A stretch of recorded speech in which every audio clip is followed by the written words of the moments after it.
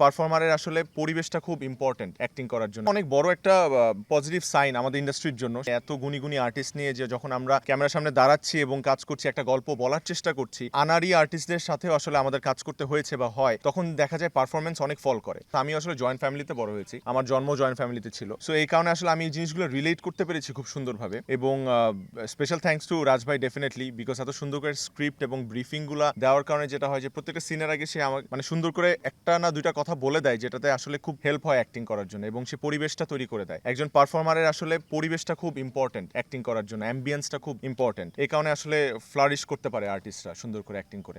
এইটা তো অনেক বড় একটা পজিটিভ সাইন আমাদের ইন্ডাস্ট্রির জন্য। সেটা হচ্ছে এত বড় কাস্টিং নিয়ে, এত গুণী গুণী আর্টিস্ট নিয়ে যে যখন আমরা ক্যামেরার সামনে দাঁড়াচ্ছি এবং কাজ করছি, একটা গল্প বলার চেষ্টা করছি, এটা কিন্তু অনেক বড় প্লাস পয়েন্ট। বিকজ হচ্ছে দেখা যায় যে অনেক আনাড়ি আর্টিস্টদের সাথেও আসলে আমাদের কাজ করতে হয়েছে বা হয়, তখন দেখা যায় পারফরমেন্স অনেক ফল করে। সো এই সেটে প্রত্যেকটা আর্টিস্ট এত গুণী এবং ওনারা এত অভিজ্ঞ, যার কারণে আমাদের অ্যাক্টিংগুলো অনেক ভালো হয়। আমাদের অ্যাক্টিং ভালো হওয়ার পেছনে ওনাদের অবদান অনেক বেশি। তো এইটা ডেফিনেটলি খুবই প্রশংসার একটা বিষয়, বিকজ হচ্ছে এত বড় কাস্টিং নিয়ে গল্পগুলো হচ্ছে এবং এখন দর্শক ফ্যামিলি ড্রামা অনেক বেশি দেখছে। এমন না কখনো দেখে নাই, আগেও দেখছে, জেনারেশন টু জেনারেশন চেঞ্জ হয়েছে, কিন্তু এখন হচ্ছে মানুষের টেস্ট চেঞ্জ হয়েছে, সেই অনুযায়ী হচ্ছে আমরা কাজ করছি। So it's a positive sign আমার কাছে মনে হয়।